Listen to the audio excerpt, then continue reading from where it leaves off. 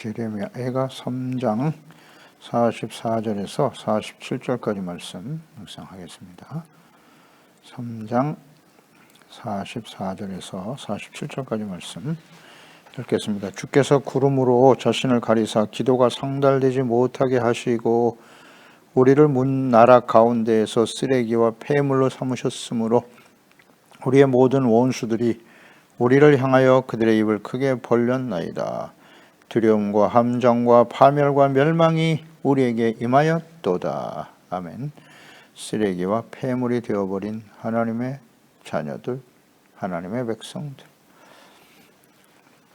하나님의 언약의 백성들이 하나님이 말씀하신 대로 이방 나라인 바벨론에 의해서 멸망을 당하고 있습니다. 그 모습을 지켜본 선지자는 슬퍼하며 탄식하고 있죠. 그러면서 외치고 있습니다. 이러한 환난을 또 절망 가운데 떨어질 때 우리가 해야 할 일은 스스로 우리의 행위를 조사하고 하나님께 돌아가야 한다. 우리에게 주는 교훈이죠. 그래서 과거의 행위를 좀 잘 살피고 죄를 깨닫고 버리는 것이 매우 중요하다. 그러니까 지난날의 행위를 돌이켜 회개하여 하나님께 돌아와 마음과 뜻을 다해서 또 하나님께 부르짖어 기도해야 됩니다.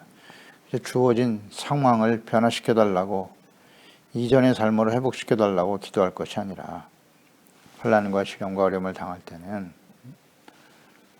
하나님 앞에서 먼저 우리 자신을 살피고 돌이켜 의의 회복, 정체성 회복, 하나님과의 관계 회복을 위해서 기도해야 되는 것입니다. 그럴 때 하나님께서는 긍휼과 자비로 용서해 주시고 은혜와 구원을 베풀어 주시는 하나님이십니다. 그러니까 하나님을 더욱 알아가기 위해서 또 하나님 앞에서 우리의 모습이 어떠한가를 정직하고 솔직하게 겸손한 자세로 깨닫고 고백하며 기도하는 것이 필요합니다. 이어서 44절에 주께서 구름으로 자신을 가리사 기도가 상달되지 못하게 하셨다, 이렇게 탄식하고 있습니다. 하나님께서 구름으로 자신을 가리셨다는 거예요. 기도가 상달되지 않더라. 그렇습니다. 이 기도가 상달되지 않는 이 환난과 절망 속에서 부르짖는 하나님의 백성들의 기도를 하나님이 듣지 않으신다. 이유는 두 가지죠. 하나는 그들이 악한 길에서 떠나지 않고 돌이키지 않았기 때문이에요. 40여 년 동안 선지자 예레미야를 보내서 끊임없이 말씀하셨죠. 장차 이와 같은 일이 일어날 것이라고. 갑자기 우연히 발생한 것입니까? 그렇지 않습니다. 이미 오랫동안 하나님께서 말씀하시고 하나님께 돌아오라. 그러면 내가 너희를 용서할 것이다. 내가 너희에게 내릴 재앙을, 그 뜻을 돌이킬 것이라고 끊임없이 말씀하셨습니다. 그런데 하나님의 자녀 백성들은 하나님과 그 하나님의 말씀을 버렸죠. 그리고 주변에 힘 있는 나라들을 의지하고 그들이 섬기는 우상들을 끌어들여 그들이 우리를 구원해 줄 것이라고 하나님을 반역하고 하나님을 버렸어요.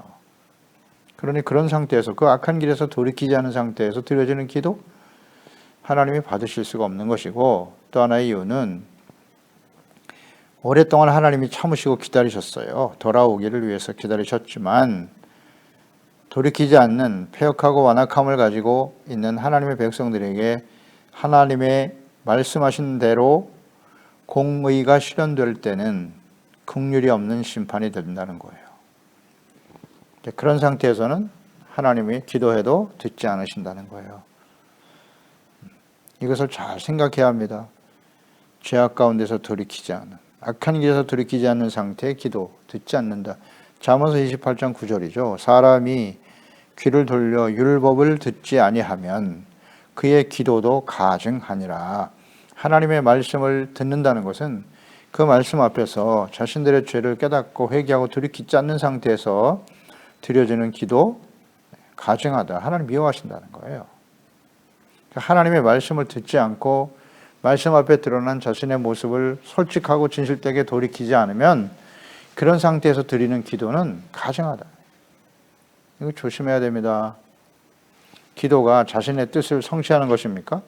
자신의 소원을 이루어 달라고 부르짖는 것이 기도인가요? 물론 우리의 필요를 구하지만 기도에는 분명히 우선순위가 있다고 예수님께서 주기도문으로 가르쳐 주셨지 않습니까? 하나님의 이름이 거룩히 여김을 받으시고 하나님의 뜻이, 하나님의 나라가 이루어질 수 있도록 기도하라는 게 그게 기도의 우선순위 아닙니까?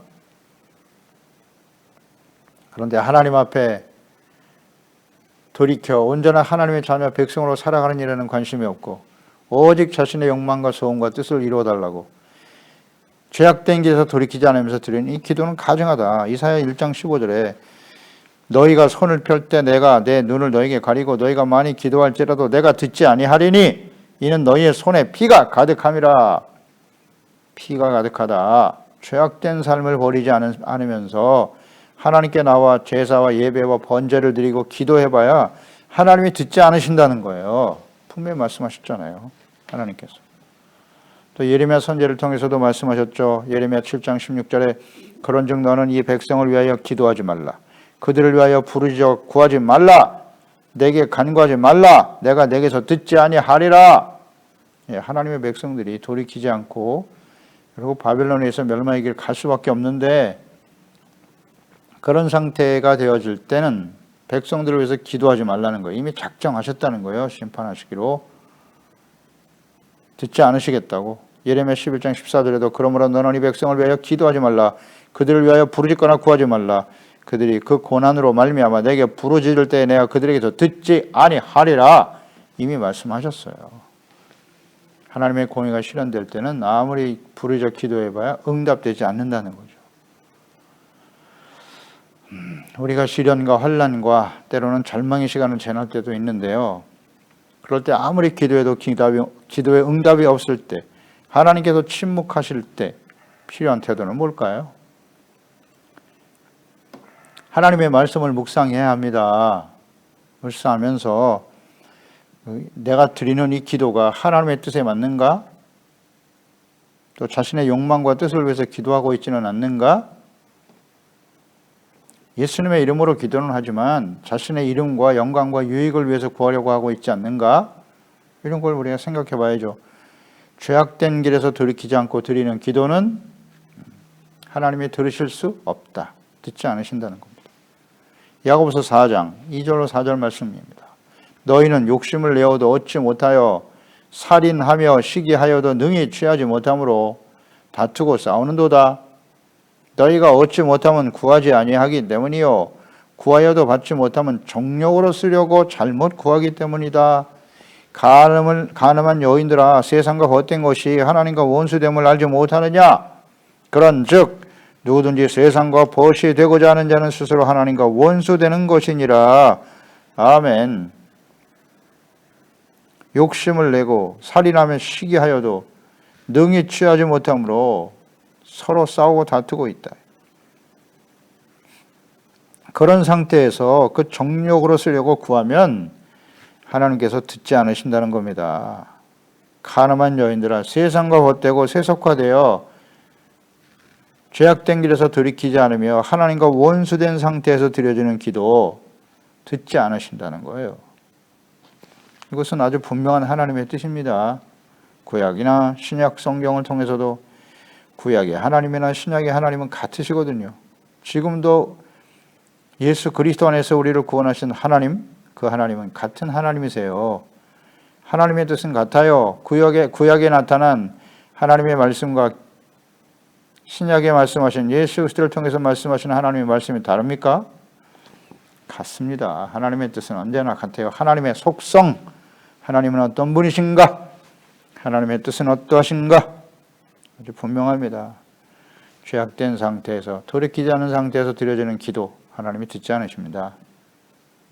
그렇기 때문에 우리는 기도할 때 먼저 하나님 말씀 앞에서 말씀을 반드시 묵상해야 합니다. 말씀이 없는 기도는 위험해요. 철저하게 자기 본의에 기도와 기복신앙으로 흘러가게 되는 것이죠. 그냥 기도만을 강조하면 안 됩니다. 하나님의 말씀에 근거하여 기도해야지. 그 말씀도 자기가 원하는 말씀만 골라 뽑아가지고 위험합니다.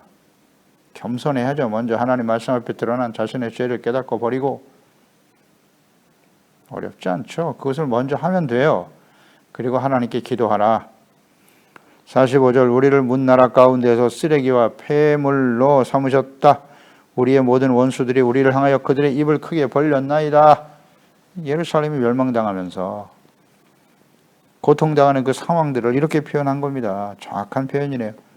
문나라들 가운데 모든 나라들이 지켜보는 가운데 예루살렘과 하나님의 백성들이 쓰레기와 폐물이 되어버렸다는 거예요. 모든 원수들이 우리를 향하여 크게 입을 벌리며 조롱했다는 거죠. 그 이유는 분명하죠. 악한 길에서 돌이키지 않는, 하나님과 그분의 뜻을 알지 못하는 무지와 반역이죠. 반역. 그리고 돌이키지 않죠. 완악함. 그들에 대한 하나님의 공의가 실현되었기 때문입니다. 하나님의 백성들, 쓰레기와 폐물이 되어버렸다는 거예요. 언약의 백성들이. 심각한 일이죠. 하나님께서 이스라엘, 아브라함을 불러내시고 영원한 언약을 세우시면서 이루신 이스라엘, 하나님이 택하신 이스라엘 백성들, 그들을 택하신 목적이 무엇입니까?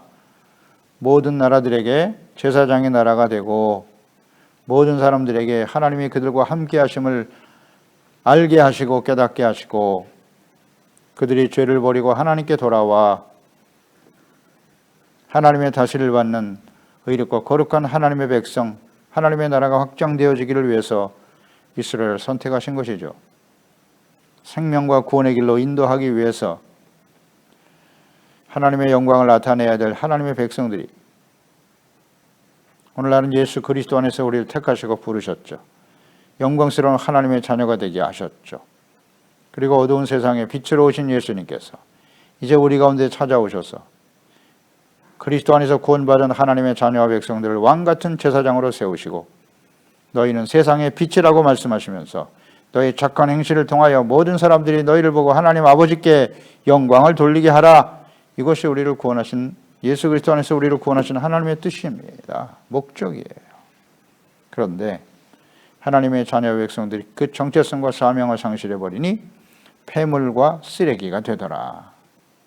오늘날도 마찬가지겠죠. 우리 교회와 그리스도인들이 그 정체성을 상실하고 하나님 우리를 구원하신 목적을 깨닫지 못하고 세속화되어진다면 가늠한 여인들과 같이 세상과 벗되고 하나님과 원수되는 길을 선택한다면 쓰레기와 폐물로 삼으실 수밖에 없다는 거예요. 쓰레기와 폐물, 무슨 의미입니까? 용도 폐기예요. 쓸모없는 존재가 되었다는 거예요. 가치 없는 존재가 되었다. 왜 이렇게 되었나요? 다시 한번 강조합니다. 정체성과 사명을 상실했다. 그리고 하나님과 그 말씀을 버렸다. 그러면 이와 같이 된다.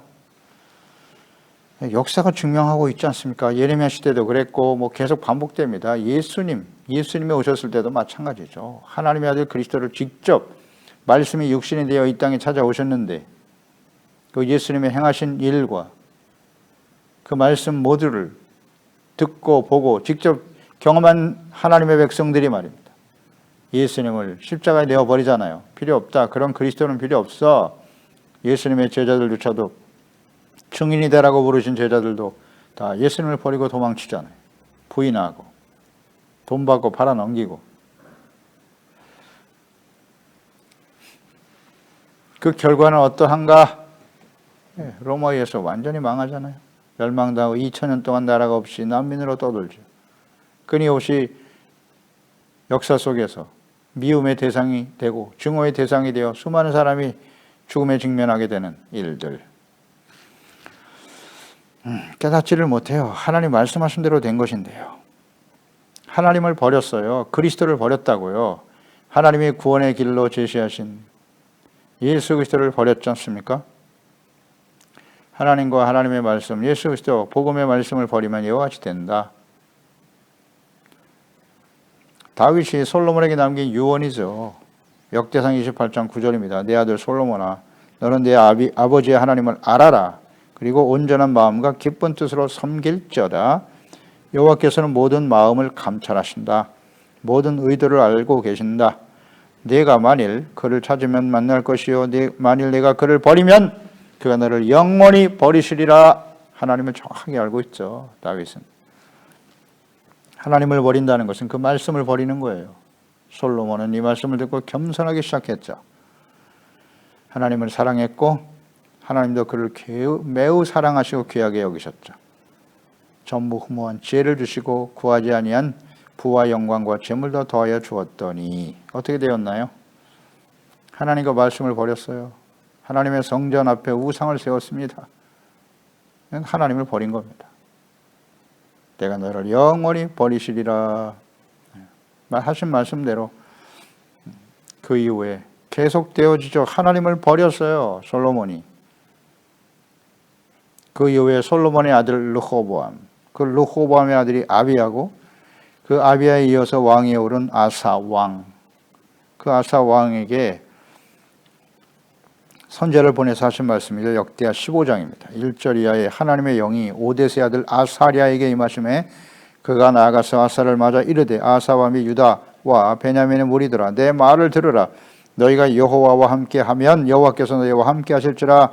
너희가 만일 그를 찾으면 그가 너희와 만나게 되시려니와 너희가 만일 그를 버리면 그도 너희를 버리시리라. 8절에 아사가 이 말과 선지자 오데스의 예언을 듣고 마음을 강하게 하여 가증한 물건들을 유다와 베냐민 온 땅에서 없애고 또 에브라임 산지에서 빼앗은 성읍들에서도 없애고 또 여호와의 낭실 앞에 있는 여호와의 제단을 재건하고 또 유다와 베냐민의 무리를 모으고 에브라임과 므낫세와 시므온 가운데에서 나와서 저희 중에 머물러 사는 자들을 모았으니 이는 이스라엘 사람들이 아사의 하나님 여호와께서 그와 함께 하심을 보고 아사에게로 돌아오는 자가 많았음이더라. 보세요. 이 아사 왕 시대에 이미 성전에 제단이 파괴되고 제사가 사라지고 우상이 가득했다는 거 아니에요. 아사 왕 시대에. 그래서 오데스의 말을 들은 아사는 그대로 순종했죠. 하나님이 버리신다고 그를 찾으면 만나시려니와 너희가 만일 그를 버리면 그도 너희를 영원히 버리시리라. 너희를 버리실 거야. 솔로몬에게 주었던 말씀 그대로 깨닫고 증거했네요. 오데스 선지자를 통해서. 이런 거 보면 다윗은 선지자죠. 다윗은 선지자입니다. 왕이면서 선지자예요. 진정 기름 부음 받은 자임을 알 수 있죠. 제사장의 역할도 감당할 수 있었던 아주 분명한 하나님의 사람임을 알 수가 있어요. 하나님의 뜻과 동일하잖아요. 그래서 다윗을 하나님은 내 마음에 가장 합한 자라고 말씀하신 거죠. 우리 계속 말씀을 묵상하면서 다윗을 묵상하게 되고 다윗이 얼마나 훌륭한 하나님의 사람이었는가를 확인할 수 있네요. 그러니까 하나님과 말씀을 버린 하나님의 백성들의 결말에 대해서 아주 분명히 가르쳐 주셨습니다. 하나님의 말씀은 반드시 성취될 하나님의 뜻이고 하나님의 계획이고 그렇기 때문에 말씀을 듣는다라고 하는 것은 선택을 요구하는 것이다. 계속 묵상하는 바입니다. 어떤 선택을 하느냐에 따라서 생, 사, 화, 복, 우리의 미래가 결정되는 겁니다. 하나님의 말씀을 듣는 것은 선택을 해야 하는 중요한 시간이다. 신명기 30장 17절 말씀. 그러나 내가 만일 내 마음을 돌이켜 듣지 아니하고 유혹을 받아 다른 신들에게 절하고 그를 섬기면 내가 오늘 너희에게 선언하노니 너희가 반드시 망할 것이다. 너희가 요단을 건너가서 차지할 땅에서 너희의 날이 길지 못할 것이니라. 내가 오늘 하늘과 땅을 불러 너희에게 증거를 삼노니 하늘과 땅이 존재하는 한은 계속되는 말씀이라는 거죠. 내가 생명과 사망과 복과 저주를 내 앞에 두었은즉 너와 네 자손이 살기 위하여 생명을 택하라. 네 하나님 여호와를 사랑하라. 그의 말씀을 청종하며 또 그를 의지하라. 그는 너의 생명이시고 너의 장수이시니 여호와께서 너의 조상 아브라함과 이삭과 야곱에게 주리라고 맹세하신 땅에 네가 거주하리라. 아멘. 생명, 사망, 복과 저주를 내 앞에 두었다. 택하라는 거예요. 생명을 택하라고. 생명을 택하는 일은 무엇이다? 하나님을 사랑하라. 그러면 하나님의 사랑한다는 건 뭐죠? 그의 말씀을 청종하며 주님의 말씀을 듣고 지키는 것이 곧 하나님을 사랑하는 것입니다. 그리고 그분을 의지하라고. 하나님께 그 하나님을 믿어라. 믿고 그의 말씀을 따라 순종하고. 어렵지 않죠. 아주 단순 명료합니다.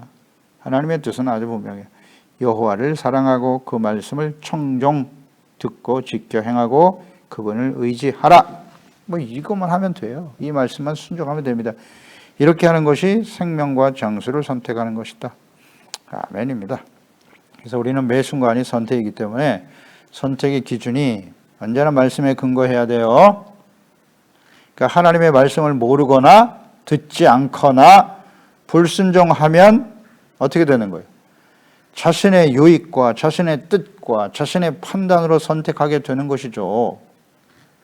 그 결과가 어떠한지 성경에 자세하게 기록되어 있다. 우리에게 교훈을 주고 있다. 오늘은 과거의 선택의 결과이며 미래를 결정하는 중요한 시간입니다. 오늘 우리는 이 말씀 앞에서 어떤 선택을 해야 할까요? 말씀을 듣지 않고 모른다는 것은 무엇을 의미하는 것일까요? 중요한 문제입니다. 미래에 대해서 우리가 장밋빛 환상을 가지고 있습니다만은 아무리 긍정적인 생각을 가져라, 거짓 평안, 거짓 무슨 형통, 성공에 미혹되지 말고요. 오늘 내가 하나님 앞에 어떤 선택을 하고 있는가? 그 선택의 기준은 무엇인가? 정확하게 이해해야 합니다. 그것이 우리의 미래가 될 것입니다. 어렵지 않아요. 이제 우리에게 주어진 미래는 무엇입니까? 반드시 성취될 하나님의 예언의 말씀을 뭐죠? 역사적으로 성취될 말씀은 무엇인가요? 예수님의 재림이지 않습니까? 그리고 요한계시록에 기록된 예수께서 마태복음 24장의 말세의 징조에 대해 말씀하시면서 그 환난은 창세 이후에 이와 같은 환난이 없을 것이다. 그 내용이 사도 요한을 통해서 보여주시고 기록하게 하신 요한계시록이지 않습니까? 이것이 역사 속에 실현될 것이다. 실현됩니다. 하나님의 공의가 실현되는 것입니다. 어렵지 않아요. 요한계시록의 내용이 이해할 수가 없다. 무슨 상징이다. 이렇게 해석하고 저렇게 해석하고 해석의 방법에 따라서 간단합니다. 하나님의 공의의 실현입니다. 공의의 실현. 그리고 새하늘과 새 땅, 새 예루살렘을 이 땅에 보내시는 거예요. 그건 과거에도 있었던 일이지 않습니까? 예루살렘을 하나님이 멸망시키시고 70년 후에 회복시켜 주셨지 않습니까? 그 하나님의 뜻이 그대로 재현되는 겁니다. 역사의 마지막에.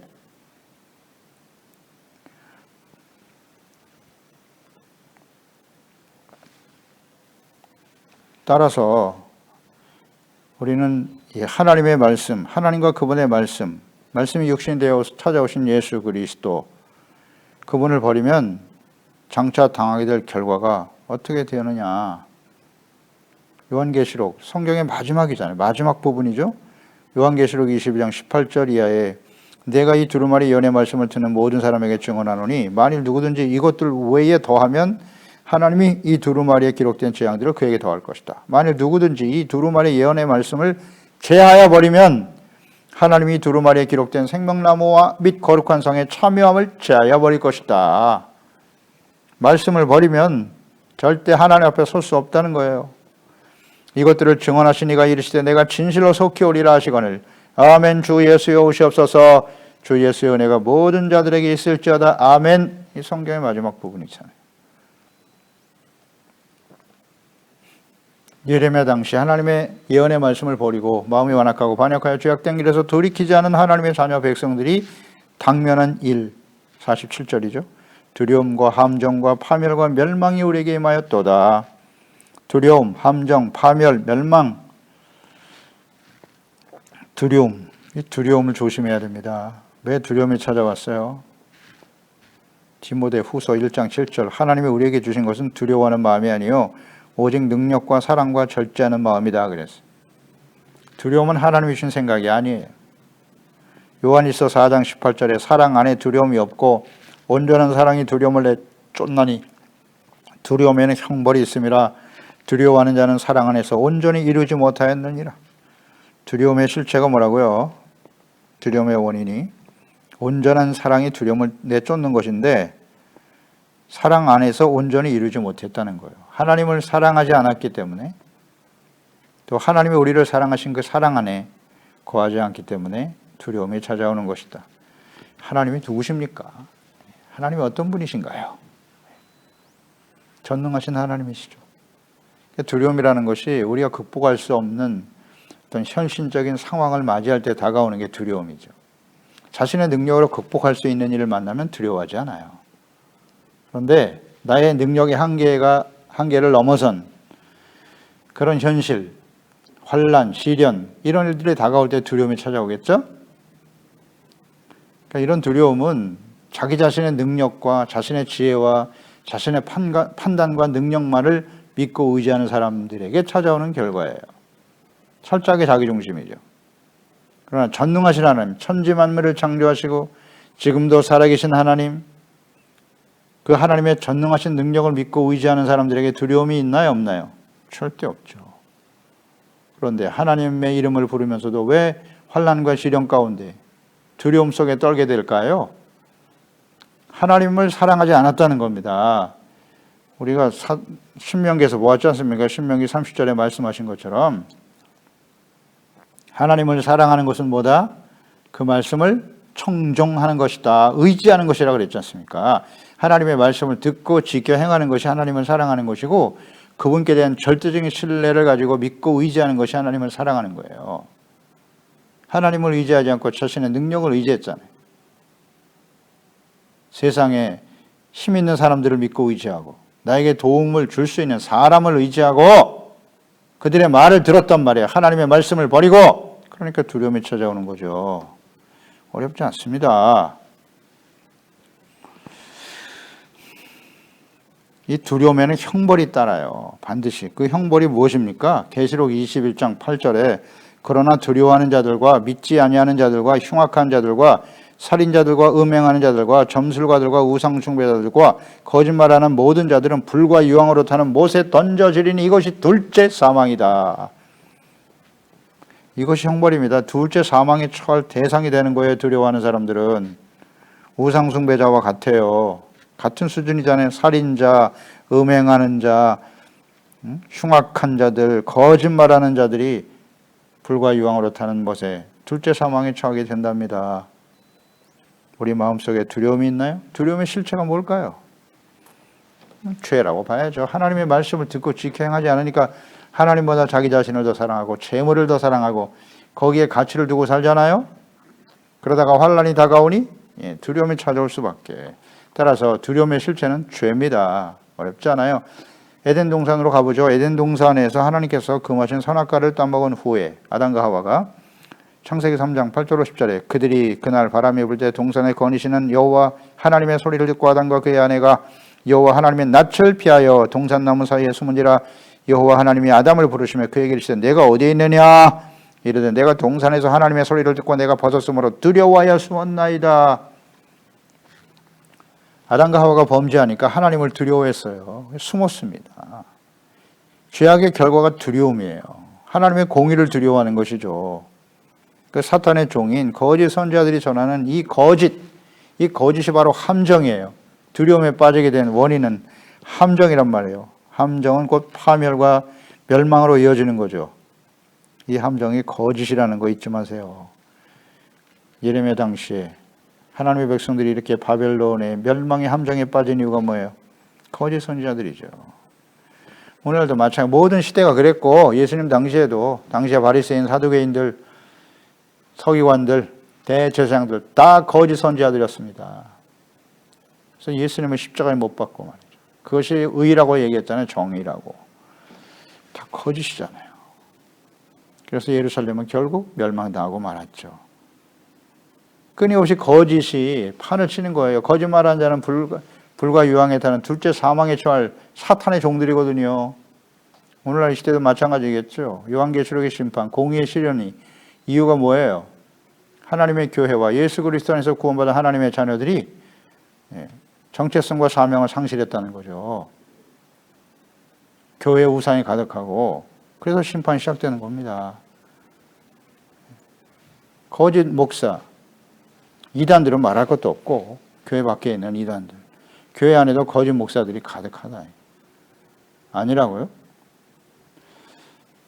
왜 그럼 세상의 마지막 심판이 임할까요? 요한계시록에 소아시아 7교회를 향한 주님의 외침을 들어보세요. 회개하라. 누구 보고 회개하라고 하시는 겁니까? 이기는 자가 되라. 성령 교회에게 하시는 말씀을 들어라. 악한 길에서 돌이키지 못하면요, 이 함정에 빠지면 거짓 선지자들은 뭐예요? 죄를 깨닫지 못하게 하는 거예요. 그리고 죄를 가볍게 여겨요. 아무렇지도 않다고 말합니다. 그리고 더욱 담대하게 죄를 짓게 하는 거예요. 이것이 거짓 선지자들의 역할이죠. 그래서 이 악한 길에서 돌이키지 못하면 파멸과 멸망의 미래가 다가올 것이다. 다가올 것이다. 그래서 두려움과 함정과 멸망, 파멸을 당하게 된 하나님의 백성들, 예레미야 당시에 그랬고 예수님 당시에도 그랬고, 역사와 말씀이 어떻게 역사적으로 성취되었는가를 잘 보고 교훈을 얻으라. 교훈. 그래서 하나님의 사람으로 온전케 하기 위해서 하나님의 말씀을 잘 묵상해야 되는 것입니다. 기도하겠습니다. 하나님 아버지, 오늘도 주의 말씀을 들으면서 하나님이 오랫동안 선지를 통해서 외치고 말씀하셨던 바벨론에 의해서 멸망을 당할 것이다. 그러니 하나님께 돌아오라고 그렇게 오랜 시간 동안 기다리며 외치셨는데 무지와 완악함, 거짓에 속아서 결국 함정에 빠지고 파멸과 멸망의 길을 갈 수밖에 없었던 하나님의 백성들, 하나님의 공의가 실현되면 아무리 기도해도 들을 수가 없습니다. 그리고 결국 하나님의 언약의 백성들이 말입니다, 쓰레기가 되고 폐기물이 되어버렸다는 거예요. 많은 사람들에게 조롱과 멸시를 당하게 되었다. 이것이 모든 시대의 하나님의 백성들의 모습이었고 또 오늘 이 시대의 교회와 그리스도인들의 모습이 아닙니까? 불신자들에 의해서 조롱거리가 되고 비난의 대상이 되고 혐오의 대상이 되어버린 쓸모없는 존재가 되어버린 우리의 모습은 아닌가요? 왕같은 제사장으로서 거룩한 나라의 거룩한 주의 백성으로서의 회복을 위해서 하나님이 지금 우리에게 이런 환난과 시련을 주고 계신데요. 하나님 앞에 우리 모두가 겸손해지게 하소서. 정직해지게 하여 주시옵소서. 악한 길에서 떠날 수 있도록 주의 성령께서 깨우쳐 주시고 인도해 주옵소서. 예수님의 이름으로 기도드리옵나이다.